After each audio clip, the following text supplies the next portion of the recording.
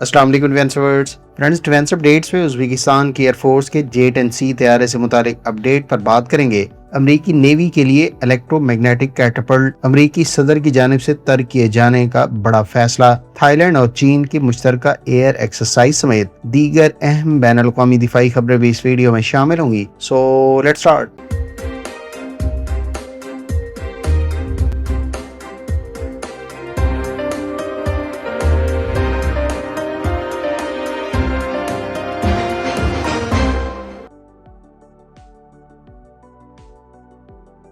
Uzbekistan की air force के J-10C तैयारे की पहली वाज़ेह तस्वीर मंजर-ए-आम पर आई है। फ्रेंड्स, उज़्बेकिस्तान की एयरफोर्स के लिए अब से चंद रोज पहले ये इत्तला सामने आई थी कि उसे इब्तदाई 4 एयरक्राफ्ट की सूरत में J-10C तैयारे चीन की जानिब से डिलीवर कर दिए गए हैं। ताहम ये पहली मर्तबा है कि उज़्बेकिस्तान की जानिब से अक्वायर किए जाने वाले J-10C फाइटर एयरक्राफ्ट से मुतालिक पहली वाज़ेह तस्वीर सोशल मीडिया पर सामने आई है। तस्वीर में चीनी साख्ता J-10C फाइटर एयरक्राफ्ट दिखाई दे रहा है, जिसके बारे में माहिरीन का दावा है कि ये उज़्बेकिस्तान की एयरफोर्स का J-10C एयरक्राफ्ट है। फ्रेंड्स, अगर इस तैयारे की उज़्बेकिस्तान से वाबस्तगी की तस्दीक हो जाती है तो ये उज़्बेकिस्तान एयरफोर्स के लिए अहम पेशरफ साबित होगी। ताहम फिलहाल तस्वीर और तैयारे की उज़्बेकिस्तान एयरफोर्स से वाबस्तगी की आज़ादाना तस्दीक जरूरी है। उज़्बेकिस्तान की जानिब से अगर ये तैयारे रिसीव कर लिए गए हैं तो यकीनी तौर पर उज़्बेकिस्तान इस एयरक्राफ्ट का दूसरा फॉरेन ऑपरेटर बन गया है। इससे पहले ये medium weight multi role fighter aircraft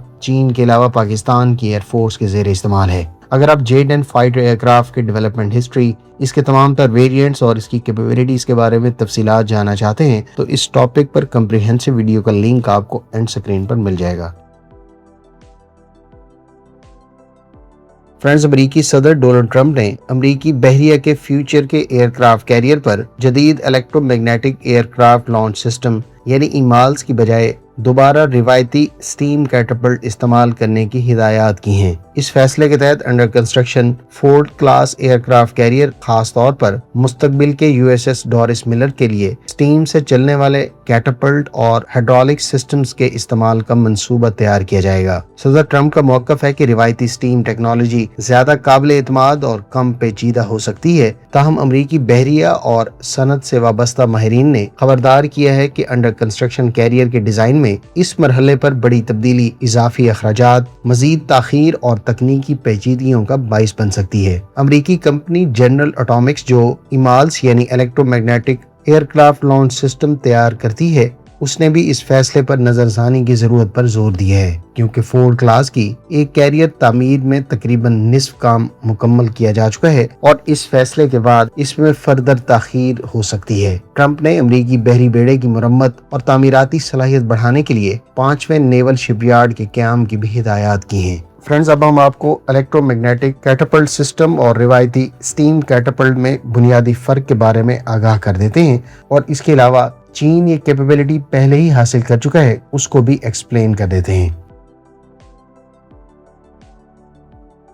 friends, electromagnetic aircraft launch system बिजली और इलेक्ट्रोमैग्नेटिक मोटर्स के जरिए एयरक्राफ्ट को कैरियर के डेक से लॉन्च करता है। इसका अहम फायदा ये है कि लॉन्चिंग फोर्स को ज्यादा दुरुस्त तरीके से कंट्रोल करने के काबिल बनाता है, जिससे मुख्तलिफ वजन रखने वाले एयरक्राफ्ट को लॉन्च करने में ज्यादा फ्लेक्सिबिलिटी मिलती है। इमाल्स रिवायती स्टीम कैटapult के मुकाबले में एयरक्राफ्ट पर निस्बतन कम मैकेनिकल स्ट्रेस पैदा करता है, जबकि ये पानी की जरूरत को भी कम करता है और जदीद कैरियर ऑपरेशंस के लिए ज्यादा ऑटोमेशन फराहम करता है।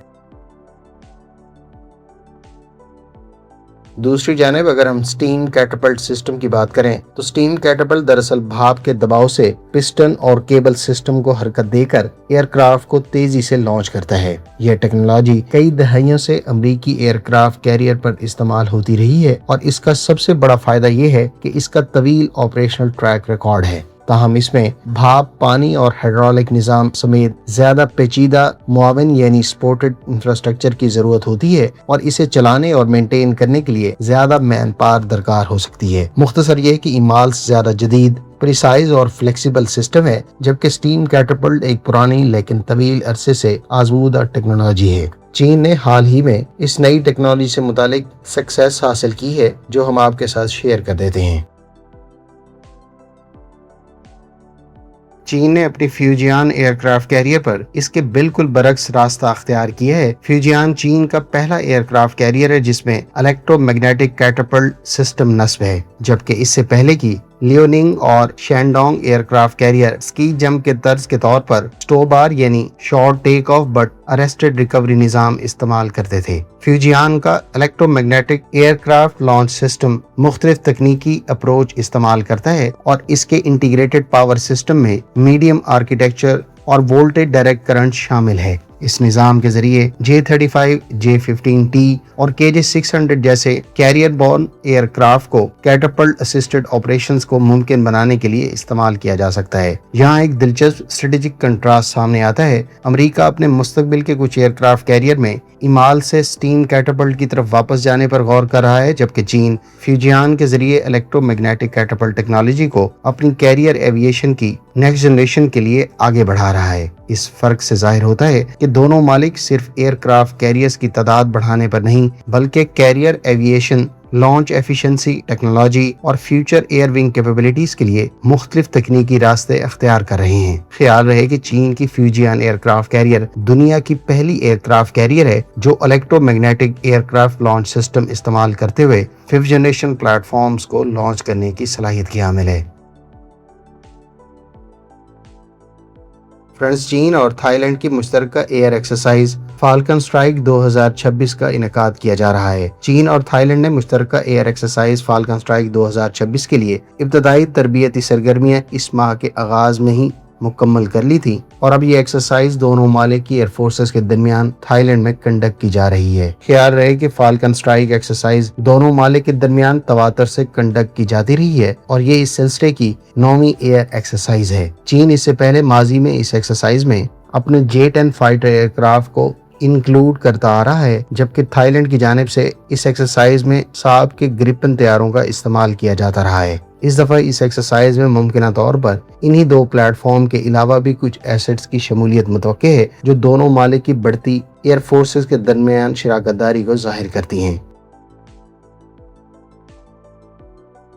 فرینڈز، بھارت کے بارے میں اطلاعات ہے کہ اس نے اپنی ایئر فورس کی ٹرانسپورٹ ریکوائرمنٹ کو اپ گریڈ کرنے کی غرض سے تقریباً $10 ارب کے نئے کمپٹیشن کے لیے 60 طیاروں سے متعلق ریکویسٹ فار پرپوزل جاری کیے ہیں۔ خیال رہے کہ انڈیا کی جانب سے 60 ٹرانسپورٹ ایئر کرافٹ ایکوائر کیے جائیں گے جو اس سے پہلے انڈین ایئر فورس کے زیر استعمال پرانے طیاروں کو ریپلیس کریں گے۔ بھارت کی جانب سے جاری کردہ اس کمپٹیشن میں متوقع طور پر ایمبریئر کے C-390 اور امریکی ساختہ C-130J طیارے کمپیٹ کر رہے ہیں، جبکہ اس سے پہلے اس کمپٹیشن کے لیے ایئر بس کے A400M طیارے کی بھی اطلاعات تھی۔ اس ریکوائرمنٹ میں 18 سے 30 ٹن کلاس کے ٹرانسپورٹ ایئر کرافٹ کی ریکوائرمنٹ رکھی گئی ہے، جہاں ایمبریئر کا C-390 اور لاکہیڈ مارٹن کا C-130J سپر ہرکولس اس ریکوائرمنٹ کو فلفل کرتے نظر آتے ہیں۔ انڈین ایئر فورس دراصل اپنے سوویت ساختہ AN-32 فلیٹ کو ریپلیس کرنے کا منصوبہ رکھتی ہے، جبکہ اس ٹوٹل پروگرام پر تقریباً $10 ارب خرچ کیے جائیں گے۔ انڈین ایئر فورس اس سے پہلے ہی 12 C-130J Super Hercules aircraft استعمال کر رہی ہے، جن کو عام طور پر اسپیشل آپریشن اور ٹیکٹیکل ایئر لفٹ مقاصد کے لیے استعمال کیا جا رہا ہے۔ فرینڈز، یہ تھی آج کی ڈیفنس اپڈیٹس۔ امید ہے اس ویڈیو سے آپ کی معلومات میں اضافہ ہوگا۔ ملتے ہیں نیکسٹ ویڈیو کے ساتھ، اپنی دعاؤں میں یاد رکھیے گا۔ اللہ حافظ۔ پاکستان زندہ باد۔